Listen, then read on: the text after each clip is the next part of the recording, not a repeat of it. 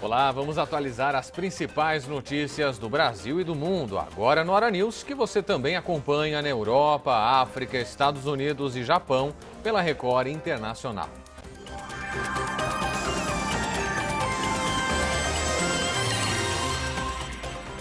A presidente Dilma Rousseff decidiu não anunciar nesta sexta-feira os nomes dos ministros que integrarão a futura equipe econômica do governo. Não foram explicadas as razões desse adiamento. O mercado tinha expectativa de que fossem anunciados os postos que deverão ocupar Joaquim Levy, Alexandre Tombini e também Nelson Barbosa. Ex-secretário do Tesouro Nacional, Joaquim Levy se tornou a principal opção para o Ministério da Fazenda. Nelson Barbosa deve assumir o planejamento. E Alexandre Tombini permanecerá onde está, na presidência do Banco Central. Além da equipe econômica, Dilma deve anunciar a senadora Cátia Abreu, do PMDB do Tocantins, para o Ministério da Agricultura. E o senador Armando Monteiro para ser o novo ministro do Desenvolvimento, Indústria e Comércio Exterior. Um adolescente de 13 anos morreu enquanto soltava pipa num terreno na cidade de Botucatu, interior de São Paulo. A suspeita é de que a linha que ele usava, que é metalizada, tenha encostado na rede de alta tensão e aí o menor tenha sido eletrocutado. João Pedro Dias Barbosa, de 13 anos, soltava pipa sozinho neste terreno no Jardim Montemor, em Botucatu, quando o acidente aconteceu. Este homem encontrou o adolescente caído e acionou a polícia. Meu sobrinho falou, peraí, Crau, vou lá dar uma olhada, ver o que é. Cheguei e falou, Crau, vem aqui, que é uma criança. Peguei, fui e reconheci a pessoa. Quando os policiais chegaram no local, o menino já estava morto. Ele tinha enrolado entre os dedos uma linha conhecida como chilena, feita à base de cola de madeira e óxido de alumínio. Vizinhos do garoto e curiosos se aglomeraram para acompanhar o trabalho da perícia, que poderá apontar se a causa da morte foi uma descarga elétrica. Está chegando a época de férias, né? A gente até orienta aí no mês de dezembro, janeiro, as crianças tomarem cuidado aí com a linha de pipa aí nas redes de alta tensão.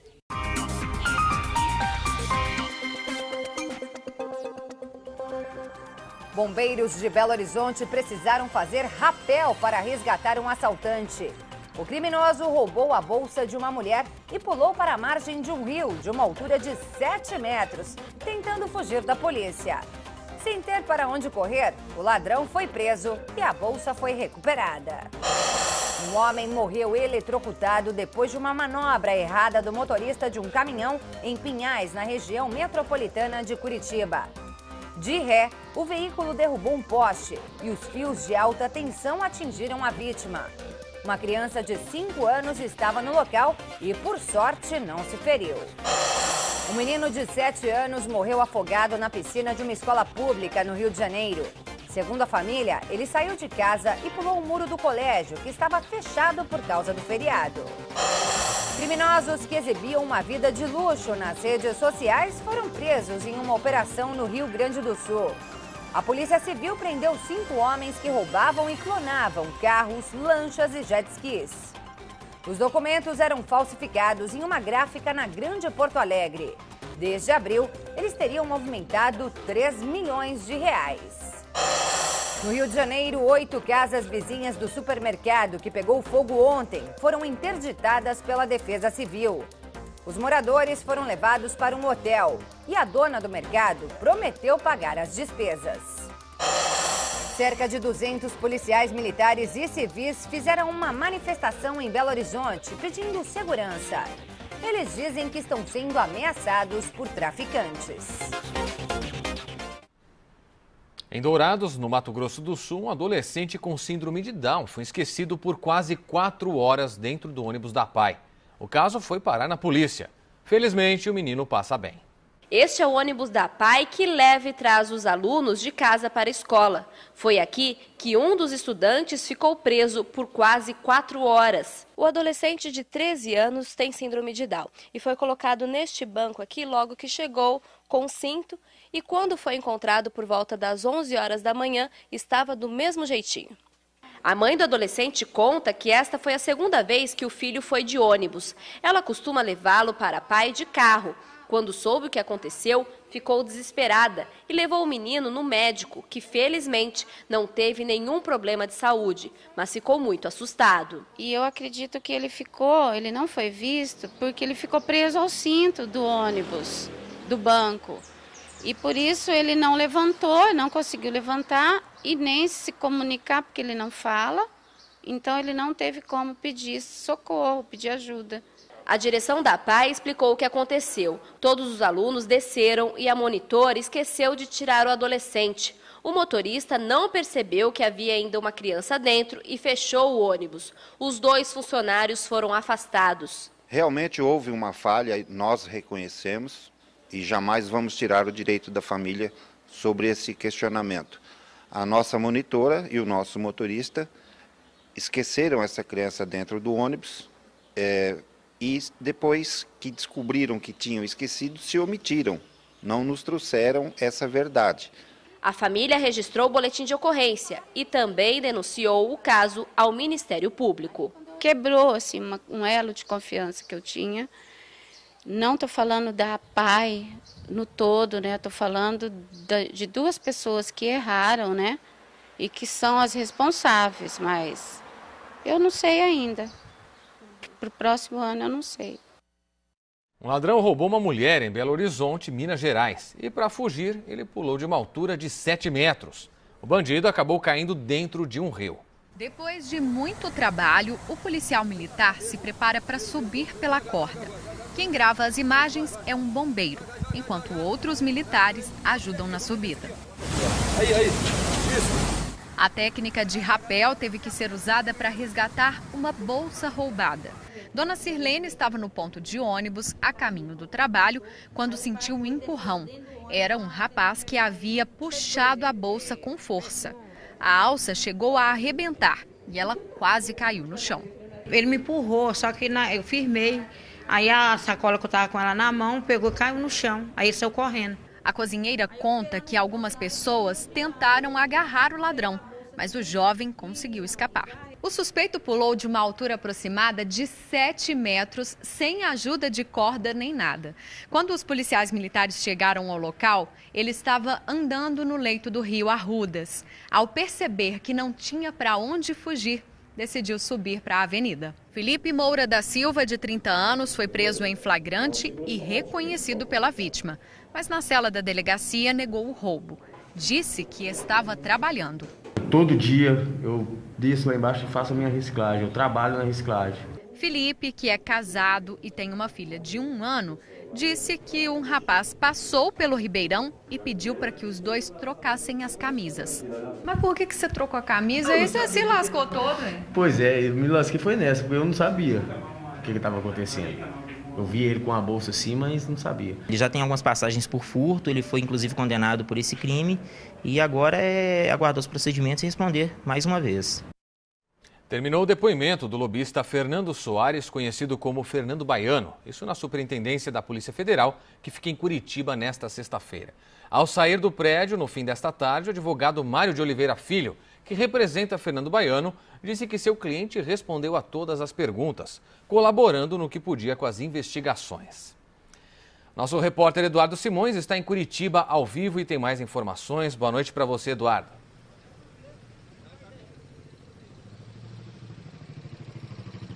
Olá, Kleber, boa noite a todos. Estou nesse momento em frente à sede da Polícia Federal em Curitiba. O advogado Mário de Oliveira Filho deixou aqui a sede da polícia por volta das 5h30 da tarde. Ele é advogado de Fernando Soares, conhecido como Fernando Baiano, que foi delatado pelo doleiro Alberto Youssef como sendo o elo de ligação entre o PMDB e o esquema criminoso na Petrobras. Fernando Baiano começou o depoimento dele aqui por volta das 2 da tarde. O depoimento durou cerca de 3 horas. Como você disse, ele negou o envolvimento com o PMDB e o advogado também disse que ele colaborou no que podia. Informou também que eles não vão aceitar alguma delação premiada, já que Fernando Soares não saberia de nada e estaria sendo usado como bode expiatório. A prisão temporária, que dura 5 dias de Fernando Baiano, vence amanhã, já que ele se entregou aqui na sede da Polícia Federal na última terça-feira. Portanto, há expectativa se ele será solto amanhã ou se a prisão dele será convertida em prisão preventiva, que é aquela que não tem prazo para terminar, assim como está acontecendo com outros presos da Operação Lava Jato. Ao todo, 14 pessoas estão detidas nesse momento aqui em Curitiba. Vamos então ouvir o que disse o advogado de Fernando Baiano, Mário de Oliveira Filho. Esse advogado é aquele mesmo que deu uma declaração polêmica dizendo que toda obra aqui no Brasil é feita através de propina. E quem não sabe disso não conhece a história do país. Vamos ouvir então o que ele disse na saída aqui da sede da Polícia Federal mais cedo, por volta das 5h30 da tarde, sobre o depoimento de Fernando Baiano. Fernando foi ouvido, respondeu a todas as perguntas, a todas, não ficou uma pergunta sem responder. Foi um depoimento tranquilo, o delegado fez a condução e encerrou o depoimento. Quais perguntas, por exemplo, ele respondeu? Todas. A divulgação vai sair no EPROC do próprio tribunal. Sim, negou, obviamente, que nunca teve nada com o PMDB. Isso aí já está sendo negado. Pronto. Nos destaques internacionais, 10 pessoas morreram durante a tempestade de neve que castiga o nordeste dos Estados Unidos. Várias comunidades da região foram atingidas.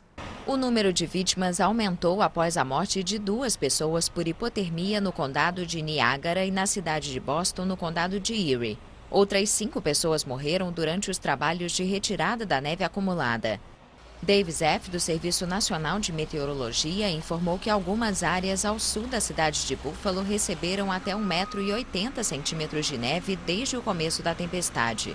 As autoridades declararam estado de emergência e proibiram viagens no oeste do estado de Nova York. A tempestade destruiu telhados, danificou casas e comércios e provocou o cancelamento de voos. Segundo especialistas, as precipitações que caíram em apenas 2 dias equivalem à quantidade de neve registrada em um ano inteiro. O fenômeno histórico mobilizou 5.000 pessoas nos trabalhos de retirada da neve. A Ucrânia homenageou nesta sexta-feira os mortos durante as manifestações da Praça Maidan. Os protestos, que tiveram início há um ano, levaram à queda do governo de Viktor Yanukovych em fevereiro de 2014. Dezenas de ucranianos homenagearam os mais de 100 mortos nos protestos que começaram no dia 21 de novembro de 2013. O presidente do país, Petro Poroshenko, foi ao local e depositou uma vela em memória às vítimas. O vice-presidente dos Estados Unidos, Joe Biden, deveria participar da cerimônia, mas decidiu permanecer dentro do carro. Poroshenko foi hostilizado por cidadãos que cobraram o julgamento dos responsáveis pela morte dos manifestantes. A cerimônia deu início às homenagens pelo Dia da Dignidade e Liberdade decretado pelo governo. Os protestos de um ano atrás desencadearam a crise que a Ucrânia enfrenta até hoje. Na quinta-feira, a Organização das Nações Unidas informou que cerca de 1.000 pessoas morreram no país desde o cessar-fogo estabelecido entre o governo e os rebeldes pró-Rússia no dia 5 de setembro. Uma média de 13 pessoas morre todos os dias vítimas do conflito na Ucrânia.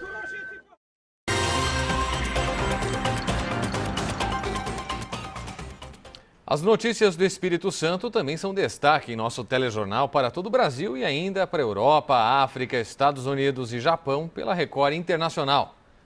Por isso nós vamos ao vivo agora a nossa redação em Vitória. Boa noite para você, Adriana Marques. Oi, Clébio, boa noite. Olha só essa história. Um médico, cliente de uma lanchonete há anos, rendeu uma funcionária e roubou 2 violões da coleção particular do dono, que faziam parte da decoração. Ele até tentou fugir, mas a polícia foi mais rápida e ele acabou preso. O crime foi nesta lanchonete em Itapuã, Vila Velha. Era um médico de 42 anos e frequentador do estabelecimento há 2 anos. O crime aconteceu antes mesmo da lanchonete abrir. O médico entrou aqui minutos depois que o dono do estabelecimento saiu para ir ao supermercado. Ele rendeu uma das funcionárias que estava no balcão e ainda a ameaçou com um estilete. Logo em seguida, ele pegou 2 violões que estavam no painel e imediatamente fugiu. Sanderson Bittencourt foi audacioso. Quando ele entrou, a porta do estabelecimento estava entreaberta. O proprietário soube pela funcionária. Ainda correu atrás para pegá-lo. Eu estava no mercado, voltei correndo, já liguei para a polícia, lá, disse que eu 90, que foram muito prestativos e foi muito rápido a apreensão deles, né? Eu achei, inclusive, ele descendo e deixou o violão num outro barzinho ali. Foi quando logo em seguida a viatura chegou, as viaturas chegaram e abordaram e o prenderam. A prateleira onde os violões estavam pendurados ficou vazia. Os instrumentos furtados valem R$ 2.500. O médico foi levado para a delegacia do município para prestar queixa. Segundo a polícia, Sanderson já foi detido 2 vezes por uso de drogas e por dirigir sem habilitação. Nesta foto, ele aparece algemado em Marataízes, sul do estado, em 2009, quando foi detido sob suspeita de agredir uma funcionária de um hotel e destruir o telhado de uma casa. Segundo Luiz Carlos, o médico já se envolveu em várias confusões em outros estabelecimentos da Grande Vitória, inclusive com o próprio dono da lanchonete. Há uns 11 meses, mais ou menos, eu já proibi ele de vir aqui por uma situação semelhante a essa daí, e ele parou de vir. Só que acho que a namorada dele, se eu não me engano, não sei se é namorada, ela pegou, pediu, falou que ele gostava muito de mim, pediu para desculpar ele, eu desculpei, pediu para frequentar aqui, mas por ela eu deixei. Só que aí veio novamente este problema mais grave ainda. Luiz Carlos ainda não está satisfeito. Está apavorado pelo crime ter sido praticado por alguém que deveria passar uma relação de confiança. Realmente é uma situação completamente constrangedora, inaceitável e inadmissível, né? Porque a gente confia nos médicos e infelizmente acontece uma coisa dessa aí. Qual é o cidadão que vai chegar num consultório e passar com um médico desse, né? Eu já não passo mais.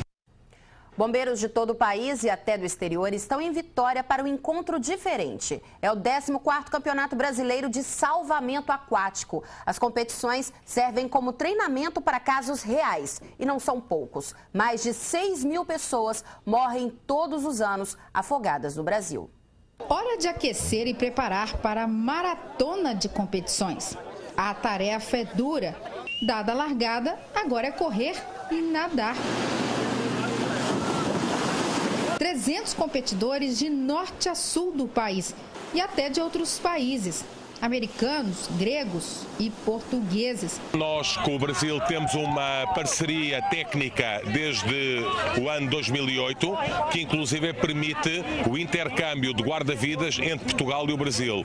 Tem sido uma parceria, tem corrido muito bem, não só a nível tecnicamente, mas também a nível cientificamente, na evolução dos equipamentos e as metodologias para poder salvar mais e melhor. Eles participam do 14º Campeonato Brasileiro de Salvamento Aquático. São treinamentos específicos usando vários equipamentos para aumentar a eficiência do serviço no salvamento à vítima, até mesmo para atuar no caso de inundações. Estão sendo treinados para atuar em situações de enchentes e inundações. E além disso também estão preparados para poder operar embarcações se houver esse evento. E o pessoal fica animado em participar da competição, né? Estimula, né? Estimula porque além de ser atividade esportiva, né, tem a competição, o espírito de competição, né, para poder verificar quem é o melhor, né, o mais rápido, né, o mais eficiente.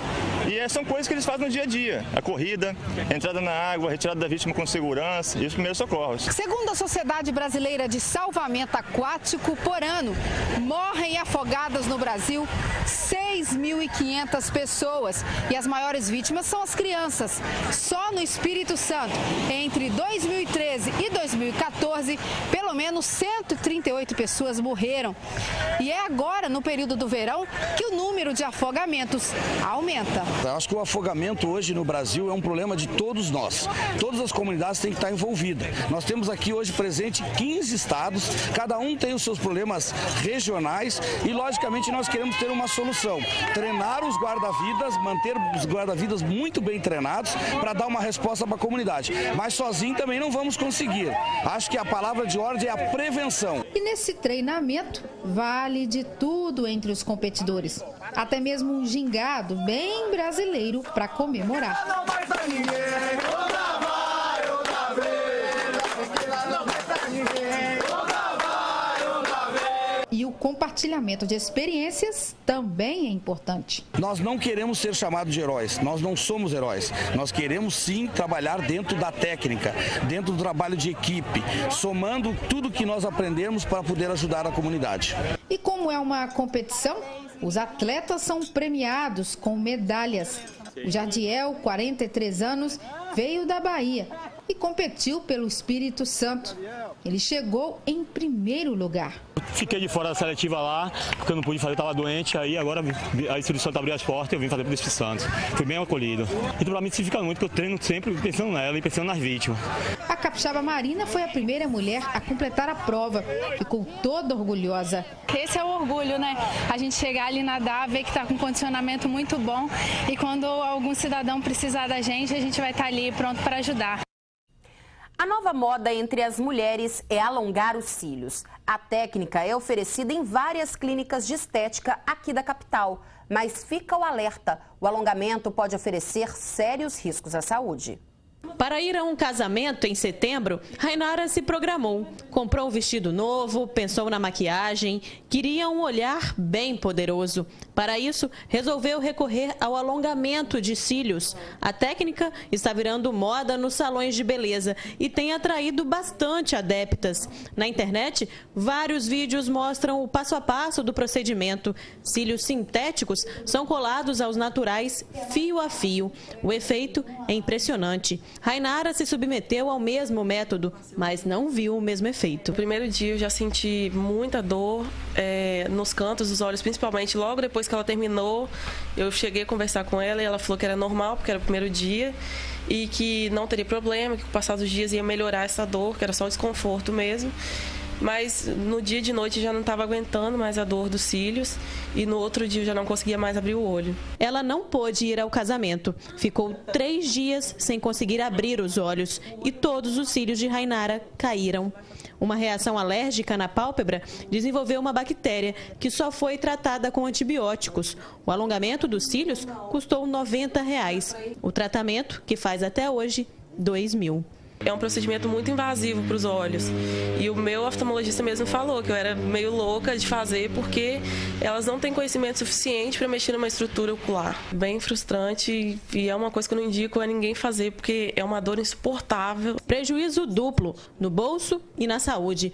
Este médico oftalmologista não condena a técnica, mas diz que qualquer procedimento feito na região dos olhos demanda cuidados. Essas técnicas com finalidade estética, se elas forem feitas por pessoas treinadas, é porque realmente devem estar sendo feitas de maneira segura, né? Então, desde que um produto desse que é colocado exclusivamente no cílio, não entre em contato com a lágrima, porque entrando em contato com a lágrima, ele vai, vamos dizer assim, se espalhar pela superfície ocular e pode levar a uma reação irritativa ocular muito grave. Então, antes de se submeter ao alongamento dos cílios, que tal continuar explorando as opções de maquiagem?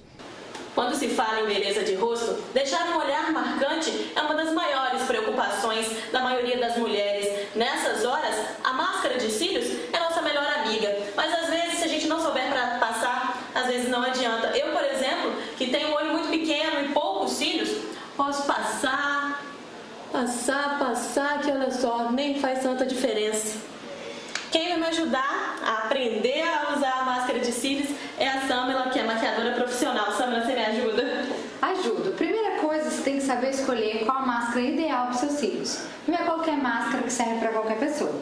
Uma máscara alongadora, ela serve para uma pessoa que já tem cílios, já tem uma certa quantidade de cílios, porém quer deixar uns cílios mais longos.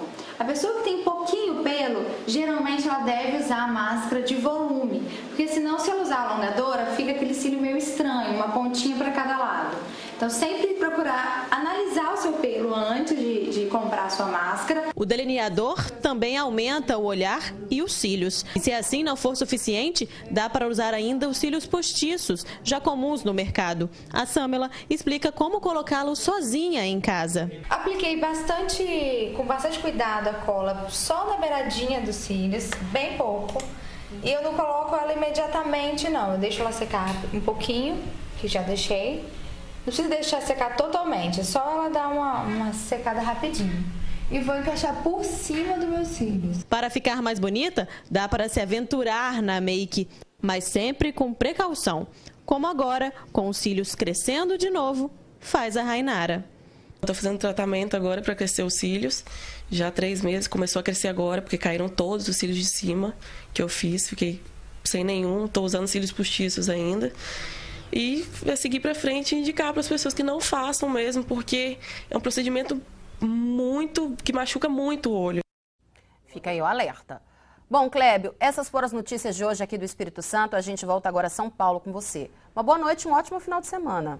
Obrigado, Adriana. Boa noite, ótimo final de semana para você também. E até segunda-feira com mais notícias do Espírito Santo. Hora News vai agora um rápido intervalo e volta em instantes. Até já.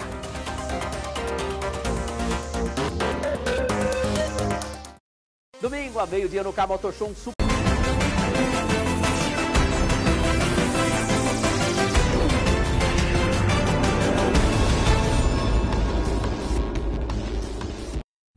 No mapa da violência, o Espírito Santo aparece como um dos estados mais violentos do país. O secretário de Segurança Pública, André Garcia, comentou os dados em entrevista ao repórter Sérgio Rangel. Vamos acompanhar.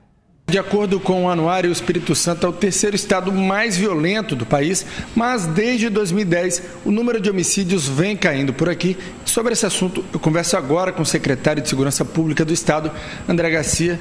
Secretário, boa tarde. O que o senhor atribui a essa queda e o que mudou de 2010 para cá no estado?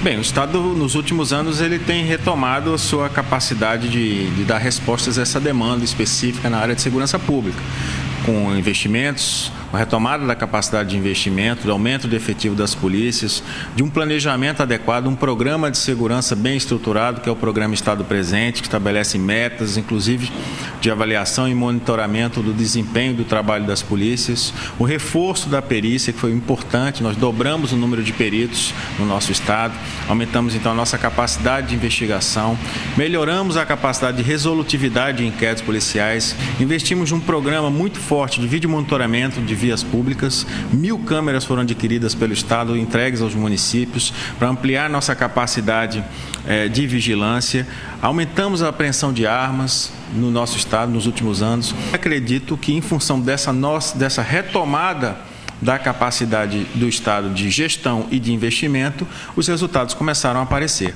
Dentro de todas as ações que o senhor citou, teve alguma específica que para o senhor foi mais fundamental para a queda do índice de homicídio no estado? Um conjunto de ações, acredito que, como se trata de uma questão complexa, que tem muitas causas, um conjunto de ações e de esforço de todos, das duas polícias, incluindo até o Corpo de Bombeiros Militar, que enxergaram, viram de fato que é necessário que a gente atue nas causas do problema da criminalidade. Como disse, uma das questões era a resolutividade de inquéritos, outras a questão da elevada disponibilidade de arma de fogo, não é? Um foco na proteção de grupos mais vulneráveis, no caso dos jovens e mulheres. Enfim, houve um esforço muito grande do governo e das polícias nos últimos anos para que a gente pudesse alcançar os resultados, que são bons resultados, diga-se de passagem, é bom que se registre isso, são bons resultados, mas nós estamos longe do que desejamos em termos de indicadores para o estado do Espírito Santo. Qual é a região que mais preocupa o estado hoje? Nós não temos uma região específica.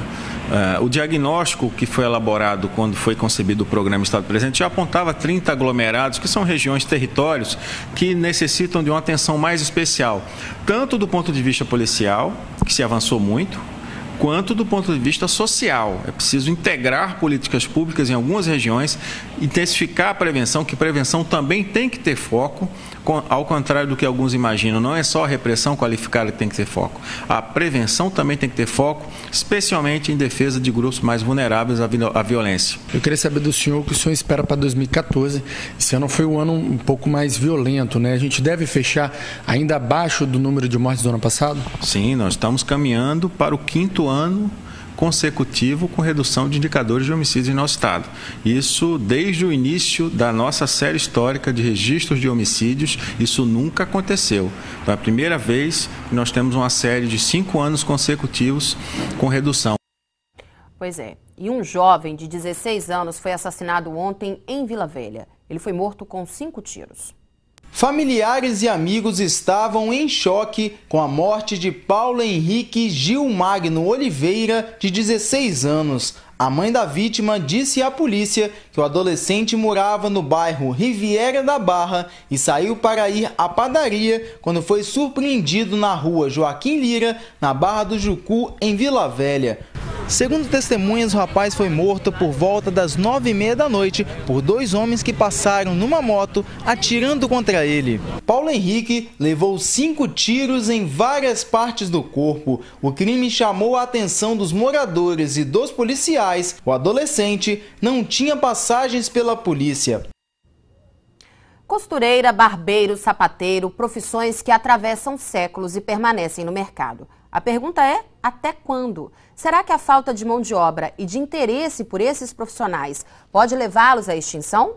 A Lu senta nesta cadeira há uns 15 anos. Costura peça por peça, cria roupas próprias. De um tempo para cá, o negócio cresceu e ganhou novos braços, como a confecção de capas e toalhas, além do reparo de roupas, carro-chefe do negócio. Mas, para dar conta de cerca de 150 concertos por dia e de todos os outros trabalhos, ela e o marido precisam de ajuda. O que está difícil. Costureiras estão entrando em extinção. Você identificar um profissional que goste de executar esse trabalho não é muito fácil, em função de que é necessário muitos anos de experiência para você alcançar um nível de excelência. Qualidade, principalmente, é o que a gente exige sempre do funcionário. E isso está difícil achar? Está difícil, muito difícil. Seu Mendes é sapateiro. Todos os dias, cedinho, ele começa o trabalho que sabe fazer desde a adolescência. Criterioso, refaz cada detalhe do sapato, tira a sola, a palmilha, cola, prega, costura e o sapato volta para o dono novinho em folha. Por dia, são quase 100 pares reformados. É difícil achar um sapateiro que faça um serviço direitinho igual o senhor?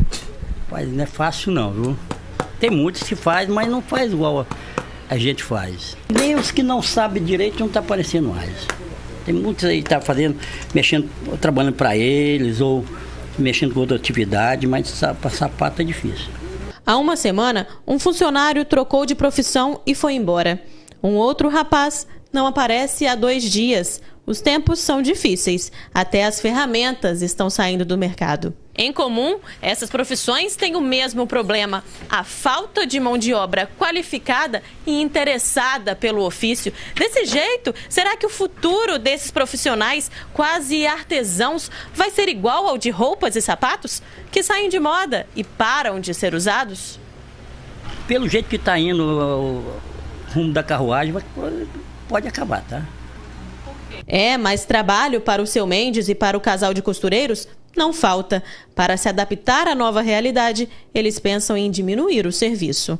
Eu talvez diminuir até a nossa carga de horário de atendimento. E os barbeiros? Esses simpáticos profissionais também são quase raros, mas a nova leva de barbeiros pensa diferente e está cheia de planos. Aprimorar sempre é bom. E assim, sempre a gente faz curso para aprimorar. E a nossa área você sempre tem que investir em si próprio. Pretendo futuramente, poder fazer mais coisas assim, nessa área mesmo e realizar os sonhos que a gente ainda tem. Qual que é o seu sonho profissional? Uma própria barbearia, talvez, Então, assim, seguindo a linha da família, Isso é importante para você? É muito importante, isso é muito importante para mim. O Maicon trabalha nessa barbearia diferente das tradicionais. Aconchegante, tem serviços exclusivos e vende até bebidas. A ideia foi dessa analista de recursos humanos, que se adaptou ao mercado. O segredo? Inovar e lutar para que essas profissões tão importantes não virem lenda. Eu já estudo esse mercado masculino há algum tempo, há mais de 10 anos. E aí você percebe uma crescente, os homens cada vez se cuidam mais, o próprio mercado de trabalho exige que as pessoas sejam preocupadas com a sua aparência, é uma questão de saúde também, de bem-estar. Então você percebi que aqui em Vitória não tinham espaços tão voltados para o público masculino. Então aqui a gente investiu um pouco mais em conforto, um pouco mais na questão do bem-estar também, porque isso é muito importante. Então é nossa, digamos assim, é um dos fatores principais. Você se cuida, mas nesse momento, que sejam 30 minutos, você possa de alguma forma relaxar um pouco dessa rotina louca que nós vivemos. Nosso cliente hoje ele é muito exigente. Então o próprio cliente vai exigindo que esse profissional se qualifique. A seguir, as notícias do sul do estado, direto de Cachoeiro de Itapemirim. A gente volta já.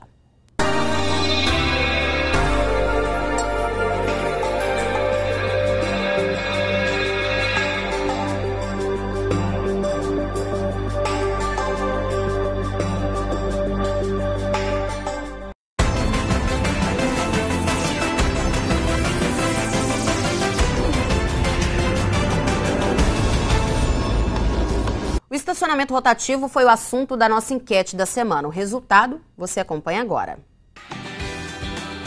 Nós perguntamos: você concorda que o estacionamento rotativo vai resolver o problema da falta de vagas?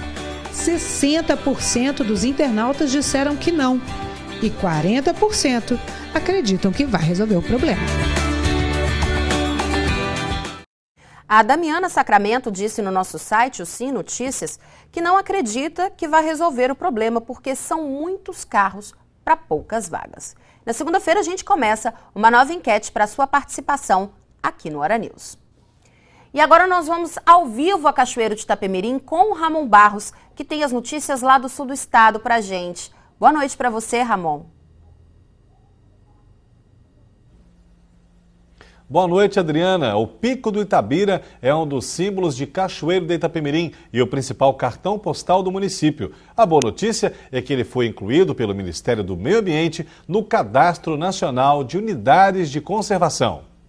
Com mais de 700 metros de altitude, o Pico do Itabira é o principal cartão postal de Cachoeiro de Itapemirim, no sul do Espírito Santo. Há mais de 20 anos, a área do parque é de preservação, o que significa que não deve haver interferência humana que envolva consumo, coleta, dano ou destruição. Desde o início de novembro, o Monumento Natural do Itabira foi inserido no Cadastro Nacional de Unidades de Conservação. A inclusão do Itabira, da Unidade de Conservação Monumento Natural do Itabira, no Cadastro Nacional, significa que o Itabira passa a poder pleitear recursos do licenciamento ambiental nos termos da lei, do artigo 36 da lei do SNUC, né, que preconiza que os grandes empreendimentos devem destinar recursos para as unidades de conservações mais próximas, além de empreendimentos de significativo impacto também, licenciados tanto pelo município quanto pelo IEMA. O requerimento foi feito pela Prefeitura de Cachoeiro e validado pelo Ministério de Meio Ambiente. Com isso, todas as informações oficiais, como características físicas, biológicas, turísticas e gerenciais, foram disponibilizadas em um banco de dados. Esse é um primeiro passo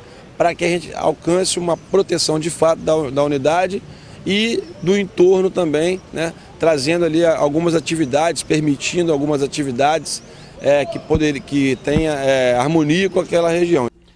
A campanha itinerante do desarmamento chegou ao fim aqui em Cachoeiro de Itapemirim, mas as delegacias de polícia do município continuam recebendo as entregas voluntárias. Fechando a campanha itinerante do desarmamento em Cachoeiro, o balanço foi positivo, segundo a Secretaria de Segurança Pública. Para nós foi uma campanha positiva, né? Nós conseguimos receber aqui na praça, até o presente momento, 14 armas. Para nós, assim, extremamente importante. Uma arma a menos na rua, para nós significa a possibilidade de pelo menos um crime a menos sendo cometido com aquela arma. Então, 14 armas, para nós, foi, sem dúvidas, um número positivo. Algumas armas chamam a atenção pela idade e formato. A gente recebe armas bastante antigas. Temos um exemplo de uma arma que não conseguimos nem mesmo a numeração, nem mesmo a marca. Provavelmente bastante antiga.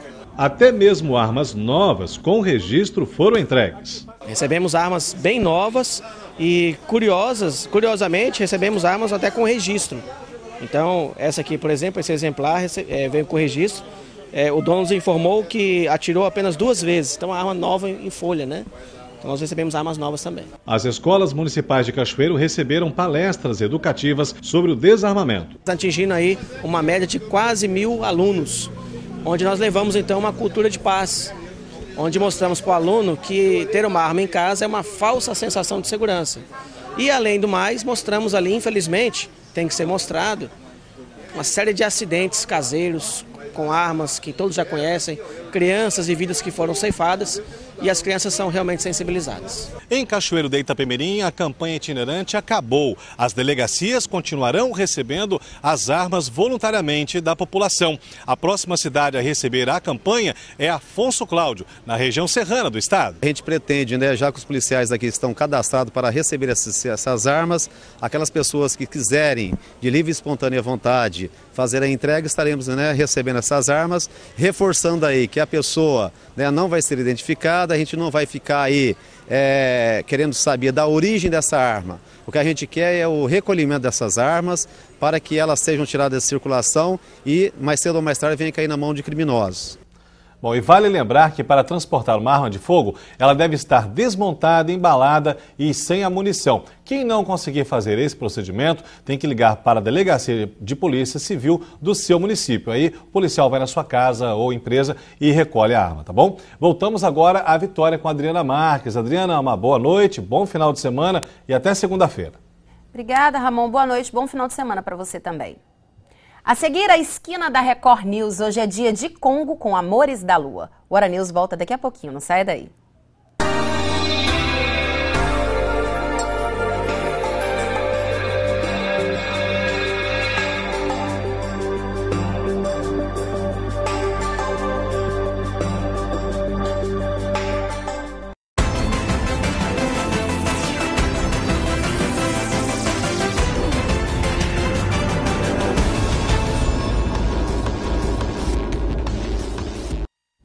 Sexta-feira, você já sabe, é dia da esquina da Record News.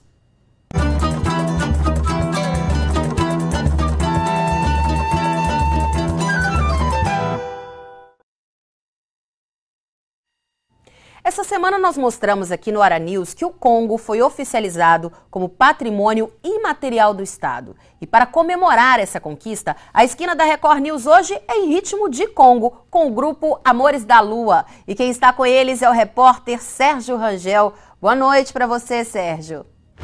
Boa noite, Adriana. Boa noite para você que tem em casa. Olha, Adriana, hoje a esquina da Record News está linda. A gente recebe uma das mais tradicionais bandas de Congo do Espírito Santo.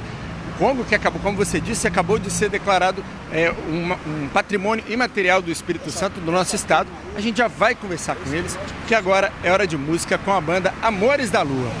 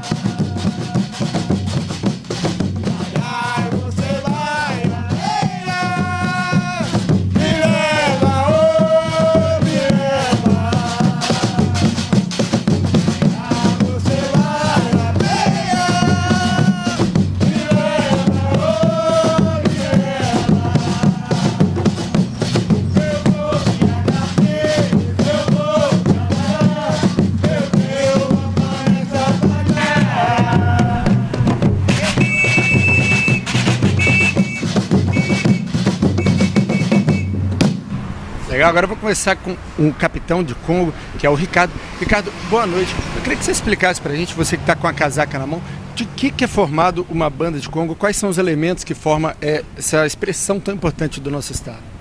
Para se formar uma banda de Congo, ela vem do elemento da rainha, as princesas e também as nossas dançarinas e também os nossos conguistas que tocam os nossos instrumentos, que é a casaca, o tambor, o chocalho, e também tem um apito que o capitão está sempre à frente apitando. Esses são os elementos que se tornam a banda de Congo. E o Congo, ele é mesmo uma das nossas principais expressões culturais, não é isso? Sim, o Congo é um grande marco do nosso Espírito Santo, que existe de norte a sul, 62 bandas de Congo no nosso estado, como a nossa Amores da Lua, que é daqui de Vitória. Legal.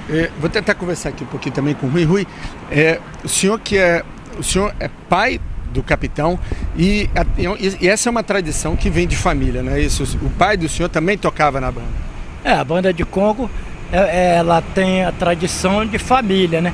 Sou Larica Azevedo, Dona Cecília Rosa, depois passaram o Congo para o meu pai, que ele agora está debilitado, está com 91 anos de idade, não está em condições mais de tocar a banda, ele passou o Congo para mim. E eu botei Ricardo como presidente da banda e eu como vice-presidente, e esse grupo que está aqui com nós que participa da diretoria. Bem legal. Vou pedir para vocês tocarem mais uma música pra gente, pode ser? Vamos lá.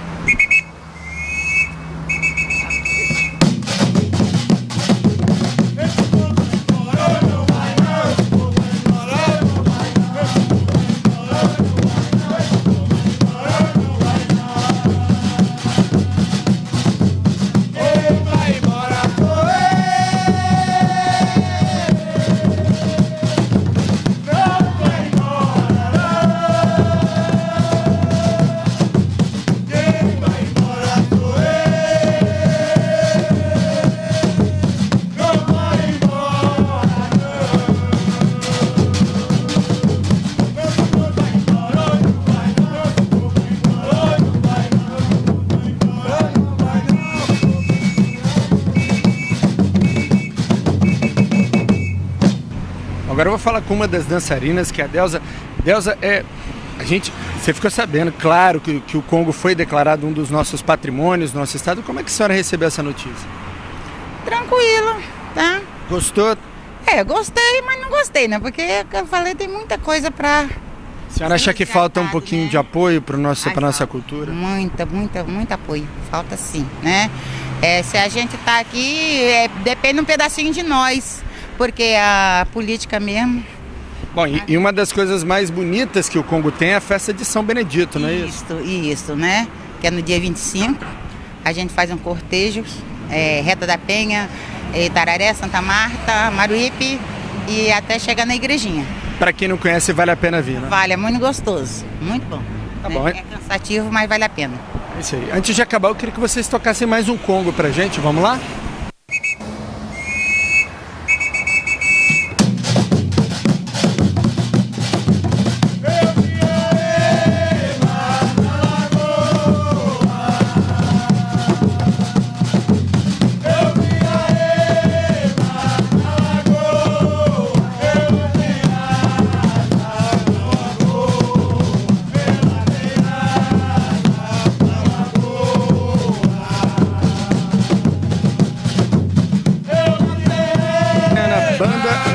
Amores da Lua, expressão da nossa cultura, do nosso estado. Voltamos com você.